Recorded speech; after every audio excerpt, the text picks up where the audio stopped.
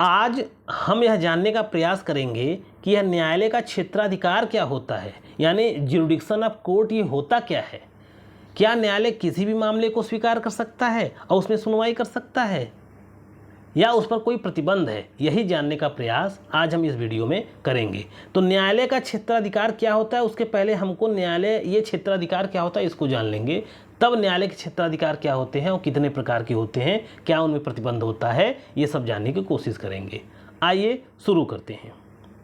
तो न्यायालय के क्षेत्राधिकार से तात्पर्य, क्षेत्राधिकार समझ लीजिए, न्यायालय के क्षेत्राधिकार से तात्पर्य न्यायालय की उस शक्ति से है जिसके अंतर्गत वह किसी वाद, अपील या आवेदन को ग्रहण करता है तथा न्याय निर्णय करता है। अक्सर आप कोर्ट में जाएंगे और कोई आवेदन देंगे तो सबसे पहले न्यायालय यही चेक करता है कि उसमें उसका क्षेत्राधिकार है कि नहीं है, तब वह आगे बढ़ता है। तो क्षेत्राधिकार का मतलब होता है कि न्यायालय की उस शक्ति से जिसके अंतर्गत वह किसी वाद, अपील या आवेदन को ग्रहण करता है और न्याय निर्णय करता है। अब उस क्षेत्राधिकार में न्यायालय क्या चेक करता है, आइए ये भी देखते हैं। देखिए, प्रत्येक न्यायालय से यह अपेक्षित है कि वह अपने क्षेत्राधिकार के अंतर्गत रहकर न्याय प्रशासन करे। विधि के अनुसार प्रकरण को विनिश्चित करने हेतु न्यायालय का क्षेत्राधिकारवान होना प्रथम आवश्यकता है। क्षेत्राधिकार के अभाव में पारित डिग्री शून्य होती है तथा उसकी वैधता को किसी भी अवस्था में यहाँ तक कि आनुषांगिक कार्रवाइयों में भी चुनौती दी जा सकती है। यानी अगर बिना क्षेत्राधिकार के अगर कोई डिग्री पारित की गई है, निर्णय दिया गया है, तो वह शून्य होती है और उसको कहीं भी किसी भी स्तर पर चैलेंज किया जा सकता है। अब आगे देखते हैं। अच्छा, क्षेत्राधिकार का अभाव और क्षेत्राधिकार का अनियमित प्रयोग। क्षेत्राधिकार का अभाव और क्षेत्राधिकार का अनियमित प्रयोग दो भिन्न चीजें हैं। क्षेत्राधिकार का अनियमित प्रयोग क्षेत्राधिकार की उपलब्धता का संकेत करती है, जबकि क्षेत्राधिकार का अभाव एक गंभीर स्थिति है। क्षेत्राधिकार के अभाव में पारित डिग्री पूर्णतः शून्य होती है। कहने का मतलब न्यायालय को क्षेत्राधिकार था लेकिन उसने उसका अनियमित प्रयोग किया, वो अलग चीज़ है। क्षेत्राधिकार है, अनियमित प्रयोग किया तो वो जो है उसके लिए न्यायिक अधिकारी जिम्मेदार है। लेकिन अगर उसको क्षेत्राधिकार ही नहीं था और डिग्री दे दिया, निर्णय दे दिया, तो न्यायिक अधिकारी तो जिम्मेदार है ही है, साथ ही साथ वो पूरा का पूरा डिग्री, वो निर्णय ही शून्य होता है। यानी वो इस स्थिति में होता है जैसे वो निर्णय दिया ही नहीं गया है। आइए आगे पढ़ते हैं। क्षेत्राधिकार का निर्धारण, ये क्या होता है? किसी न्यायालय को क्षेत्राधिकार है अथवा नहीं, इसका निर्धारण वाद के प्रारंभ के समय ही किया जाना चाहिए। वाद पत्र में किए गए अभिवचन क्षेत्राधिकार के निर्धारण में सारवान होते हैं, जब तक कि कपट या मिथ्यापदेशन द्वारा वादी जानबूझ करके वाद के निर्धारण हेतु न्यून मूल्यांकन न किया हो। कहने का मतलब ये है, क्षेत्राधिकार का निर्धारण जो वादी जो प्लेंट दाखिल करते हैं, जो वाद पत्र दाखिल करते हैं, न्यायाधीश उसको पढ़ करके पता कर लेता है कि उसका क्षेत्राधिकार उसमें है कि नहीं है। हाँ, अब किसी न्यायालय में मुकदमा दाखिल करने के लिए सेटिंग गेटिंग करके उसको उसी न्यायालय द्वारा डिसीजन कराने के लिए उसको कपट द्वारा जो है क्षेत्राधिकार में कपट करके उसी न्यायालय से डिसीजन कराने के लिए अगर कपट किया गया है अभिवचन में, तो वो अलग मामला है।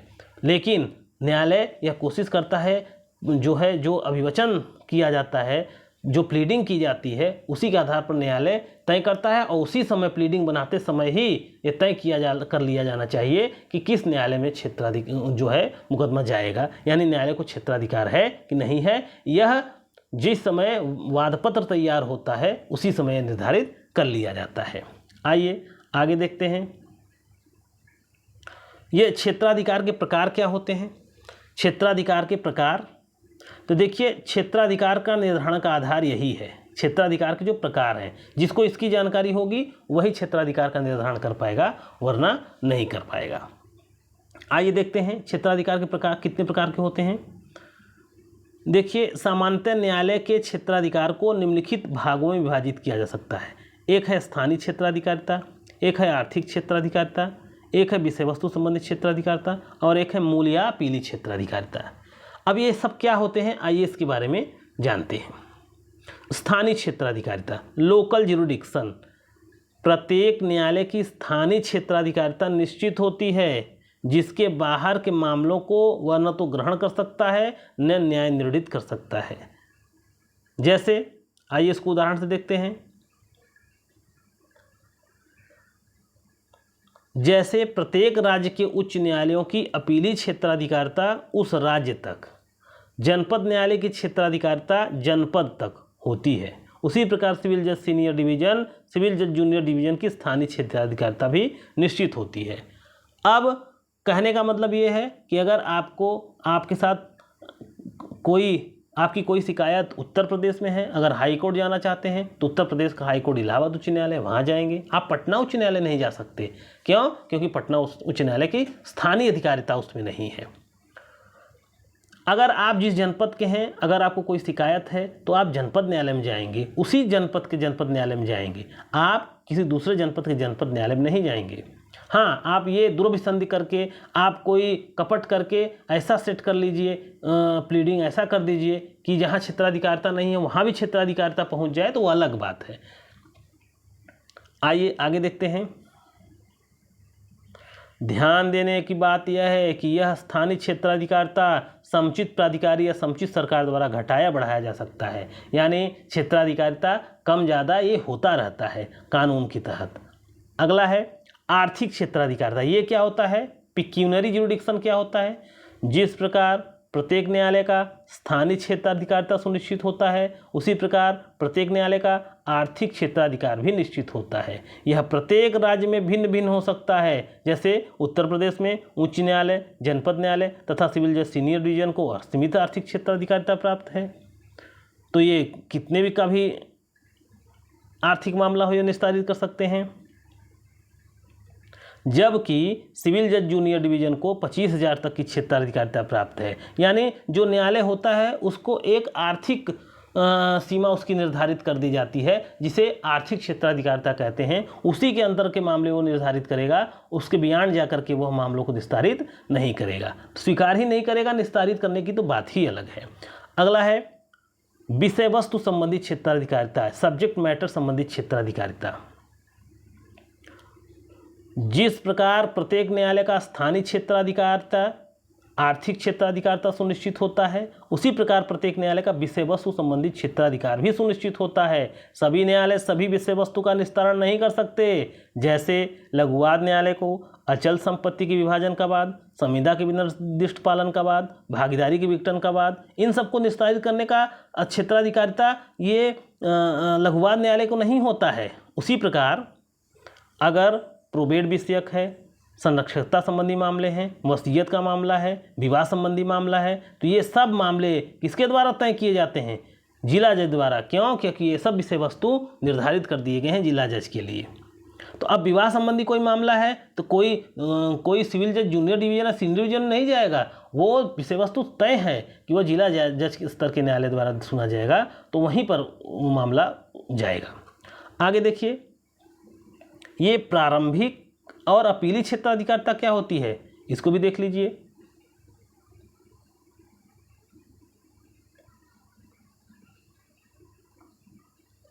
प्रारंभिक अधिकारिता का अभिप्राय न्यायालय की उस शक्ति से है जिसके अंतर्गत वे किसी वाद या प्रार्थना पत्र या अन्य विधिक कार्रवाई को प्रथमतः ग्रहण करते हैं, निपटाते हैं। कुछ न्यायालयों को केवल प्रारंभिक सिविल अधिकारिता ही प्राप्त है, जैसे सिविल जज जूनियर डिवीजन एवं लघुवाद न्यायालय को, यानी सीधे मामला वहीं जाता है। अपीली अधिकारिता क्या होती है? अपीली अधिकारिता से अभिप्राय न्यायालय की उस शक्ति से है जिसके अंतर्गत वे किसी अधीनस्थ न्यायालय के निर्णय के विरुद्ध की गई अपील या आपत्ति को ग्रहण करता है और निपटाता है। सामान्यतः हाईकोर्ट अपीली अधिकारिता वाला न्यायालय है, हालांकि कुछ मामलों में उसे प्रारंभिक अधिकारिता भी प्राप्त है। कुछ न्यायालय प्रारंभिक और अपीली दोनों अधिकारिता रखते हैं, जैसे सिविल जज सीनियर डिवीजन, जिला जज, उच्च न्यायालय, ये प्रारंभिक और अपीली दोनों अधिकारिता रखते हैं। तो कुछ न्यायालय हैं जिनको केवल प्रारंभिक क्षेत्राधिकारिता प्राप्त है, कुछ न्यायालय हैं जिनको अपीली क्षेत्राधिकारिता प्राप्त है, कुछ न्यायालय हैं जिनको प्रारंभिक अपीली दोनों क्षेत्राधिकारिता प्राप्त है। अब चलिए, ज्यूरिडिक्शन के बियॉन्ड जाकर अगर कोई न्यायालय निर्णय दे देता है तब क्या होगा, आइए उसके बारे में देखते हैं। अधिकारिता के बारे में आक्षेप, धारा 21 में बताया गया है सीपीसी के, ये अधिकारिता के बारे में आक्षेप ये होता क्या है, आइए इसको देखते हैं। न्यायालय की सक्षमता, धन संबंधी अधिकारिता या स्थानीय अधिकारिता के संबंध में आक्षेप प्रथम बार के न्यायालय में यथासंभव सर्वप्रथम अवसर पर यदि विवादक स्थिर किए जाते हैं तो यथासंभव विवादक के स्थिरीकरण के पूर्व ही या उसी समय उठाया जाना चाहिए। कहने का मतलब ये है कि यदि अधिकारिता संबंधी कोई त्रुटि है तो जब आपकी जानकारी में आए, और कहने का मतलब जहाँ हो सके जितना जल्दी हो सके उस पर आपत्ति कर देना चाहिए। और अगर वो जब फैक्ट इन इशू जब तय हो रहा है उसी समय अगर ये बात आपकी जानकारी में है तो उसी समय इसको उठा देना चाहिए। किंतु अगर ऐसा प्रश्न प्रथम बार के न्यायालय में सर्वप्रथम अवसर पर नहीं उठाया गया है तो ऐसा आक्षेप सीधे अपीली या पुनरीक्षण न्यायालय में नहीं उठाया जा सकता। यानी प्रथम बार के न्यायालय में ही अधिकारिता संबंधी आक्षेप प्रथम बार के न्यायालय में ही उठाया जाना चाहिए, यह अपील में नहीं उठाया जाना चाहिए कि जब विवादक स्थिर किया जाता है उसी समय, और आप पूरा न्यायालय ने सुन लिया, प्रारंभिक न्यायालय ने उसको पूरा सुन करके डिसीजन दे दिया, ज्ञप्ति दे दिया, तब आप अपील में उठा रहे हैं तो आपको उस समय उठाने का अवसर नहीं दिया जाएगा आपत्ति। लेकिन इस पर एक केस आया था जो बहुत महत्वपूर्ण है, किरण सिंह वर्सेस चमन पासवान। इस केस में उच्चतम न्यायालय ने जो डिसीजन दिया वह इसके संबंध में बड़ा ही लीडिंग केस है। इसमें न्यायालय ने जो निर्णय दिया बहुत महत्वपूर्ण है। क्या है? यह एक मूलभूत सिद्धांत है कि जो डिग्री बिना अधिकारिता के पारित की जाती है वह अकृत है, और ऐसी डिग्री की अविधिमानता का प्रश्न कहीं भी और किसी भी स्तर पर उठाया जा सकता है। अब सुनिए, यहाँ तक कि निष्पादन के प्रक्रम पर सांपार्श्विक कार्रवाइयों में भी अधिकारिता की त्रुटि, चाहे वह धन संबंधी हो, विषय वस्तु संबंधी हो, वह न्यायालय की डिग्री पारित करने की अधिकारिता की जड़ को ही काटती है, और ऐसी त्रुटि को पक्षकारों की सहमति से भी ठीक नहीं किया जा सकता। यानी कहने का मतलब यह है कि चमन पासवान वाले केस में सुप्रीम कोर्ट ने कहा कि अगर डिग्री बिना अधिकारिता पारित की गई है तो वह किसी भी स्तर पर उसको निरस्त कराया जा सकता है। यह प्रश्न ही नहीं उठना चाहिए कि वो प्रारंभिक अधिकारिता वाले न्यायालय द्वारा पूरा सुन लिया गया, अपील वाला नहीं करेगा। यानी चमन पासवान के केस के बाद यह तय हो गया है कि अगर कोई डिग्री बिना अधिकारिता की पारित की जाती है तो वह किसी भी स्तर पर उसको चैलेंज किया जा सकता है, किसी भी स्तर पर उसको निरस्त किया जा सकता है।